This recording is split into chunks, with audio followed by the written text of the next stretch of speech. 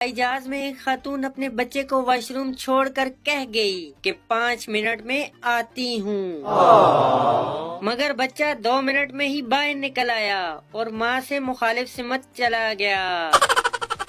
اتنے میں ایک پٹھان واش روم گیا اور دروازہ بند کر لیا۔ اتنے میں بچے کی ماں واپس آ گئی اور آواز دے کر پوچھنے لگی، اگر ہو گیا ہو تو صاف کر دوں اور پینٹ پہنا دوں؟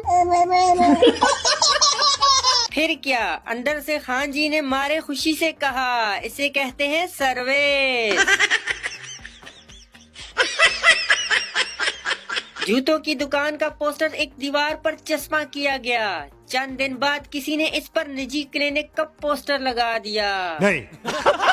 کچھ دنوں بعد بارش کے سبب اوپر والا پوسٹر جگہ جگہ سے پھٹ گیا اور پڑھنے والے کو کچھ یوں عبارت دکھائی دینے لگی، ہمارے ہاں مریضوں کی خصوصی مرمت کی جاتی ہے، اور تو اور جوتوں کو چیچک کے ٹیکے مفت لگائے جاتے ہیں اور مریضوں کو تندرست رہنے کے لیے 1 سالہ گارنٹی دی جاتی ہے۔